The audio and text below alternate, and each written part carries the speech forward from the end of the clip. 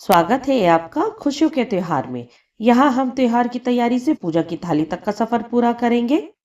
आज की वीडियो में सुनिए श्रावण मास महात्म्य के अंतर्गत अध्याय 9वां शुक्रवार की व्रत कथा।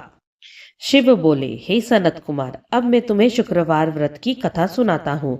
ध्यान पूर्वक सुनो, क्योंकि उसके श्रवण मात्र से ही प्राणी मरणोपरांत भवबंधन से मुक्त हो जाता है।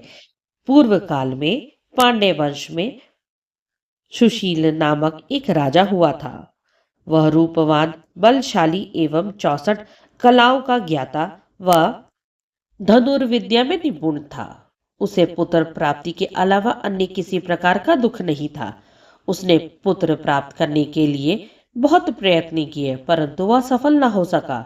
उसकी पत्नी का नाम सुकेशी था। वह रूपवती, गुणवती थी।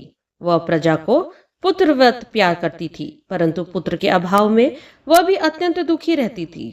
वह अनजाने ही अपने पेट पर कपड़ा बांधकर गर्भवती होने का भ्रम पालती थी। उसी काल में उसने अपने पुरोहितों को देखा, जो वास्तव में गर्भवती थी। उसने राजा को बतलाया कि वह गर्भवती है। तब राजा ने खुशी खुशी पुंसवन तथा सीमांतोन्नयन करवाया। रानी ने तब उस दाई को पटा लिया जिसने पुरोहितिनी का प्रसव करवाना था। प्रसव के दिन दाई ने पुरोहितिनी की आंखों पर पट्टी बांधकर उसका प्रसव कराया। पुरोहितिनी इस कपट को नहीं जानती थी। उससे उत्पन्न हुए पुत्र को दाई ने नौकरानी की मदद से रानी के पास पहुंचा दिया। उसने जो अपने साथ मांस की पिंडी लाई थी, वह पुरोहितिनी के पास रखकर उसकी पट्टी खोलकर कहा कि तुम्हें यह अरिष्ट हुआ है। उधर उसने राजा को बतलाया कि उसके पुत्र पैदा हुआ है। उस नाटक के बारे में किसी और को पता न चला। दाई का मुंह रानी ने धन देकर बंद कर दिया था। शिव बोले, हे सनत कुमार, अब राजा को जब रानी के कथनानुसार पुत्र उत्पत्ति का समाचार मिला तो वह बड़ा प्रसन्न हुआ।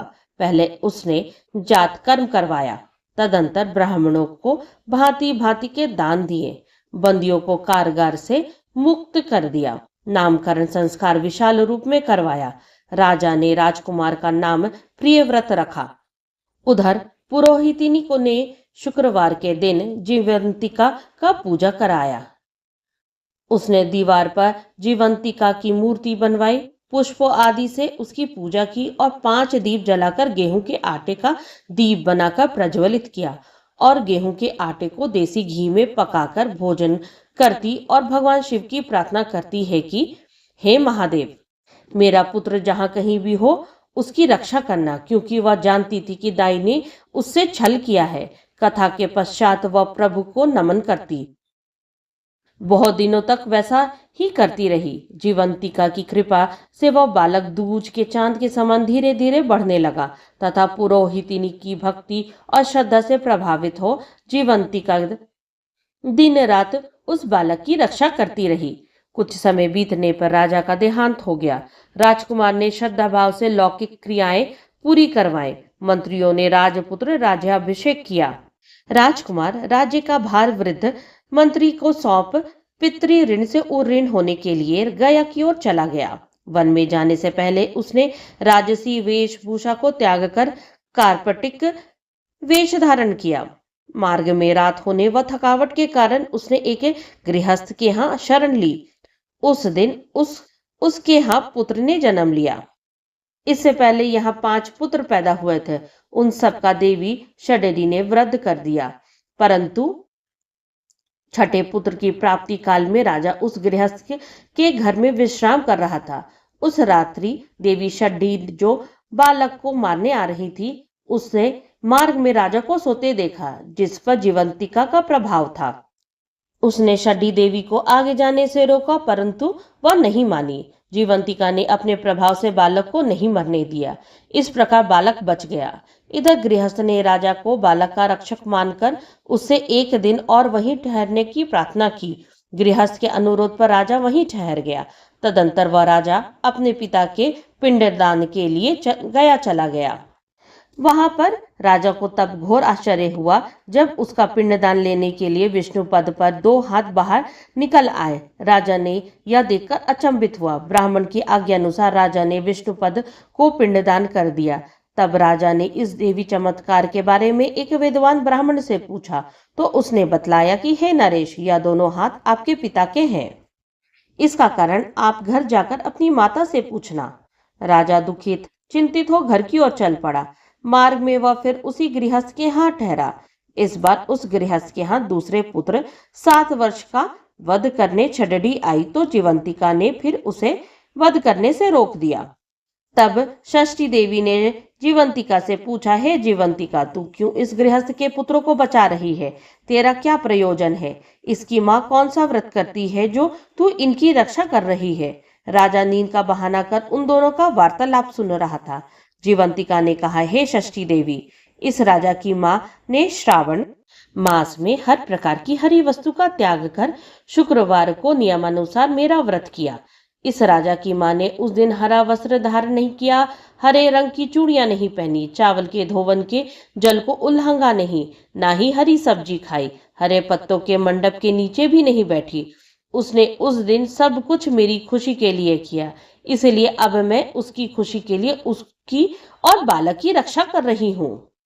अगले दिन राजा अपने नगर में वापस आ गया।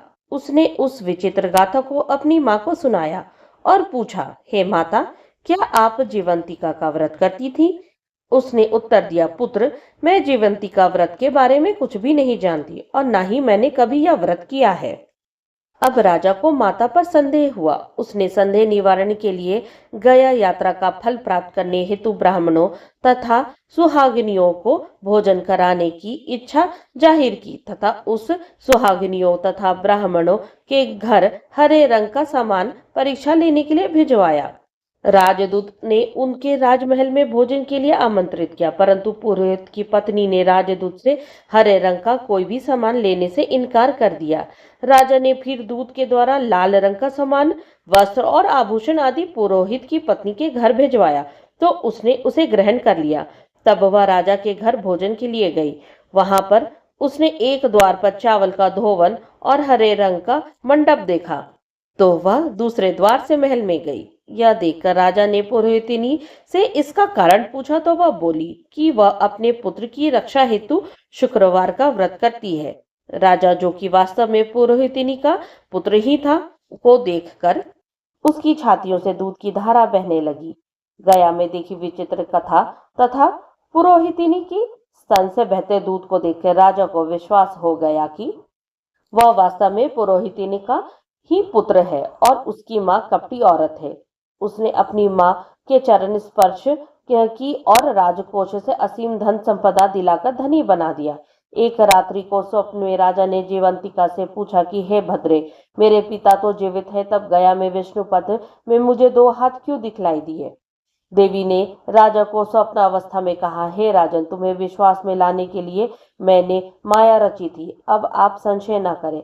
शिव बोले, हे सनत कुमार, मैंने श्रावण मास में शुक्रवार व्रत का महात्म्य तुम्हें सविस्तार सुनाया है।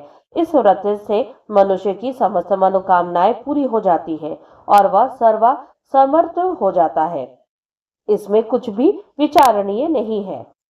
श्रावण मास महात्म्य के 9वें अध्याय के पाठ से क्या फल मिलता है? इस 9वें अध्याय के पाठ श्रवण से सभी मनोरथों की पूर्ति होती है। इसी के साथ श्रावण मास महात्म्य में शुक्रवार की व्रत कथा समाप्त हुई। अगली कथा सुनने के लिए हमारे साथ जुड़े रहें। जाने से पहले कमेंट में ओम नमः शिवाय जरूर लिखें। श्रावण महात्म्य की पूरी 30 कहानी श्रावण महात्म्य प्लेलिस्ट में संग्रहित की हुई है। उससे सुनने के लिए डिस्क्रिप्शन बॉक्स में प्लेलिस्ट की लिंक दी गई है। यहाँ तक बने रहने के लिए आप सबका धन्यवाद। ओम नमः शिवाय।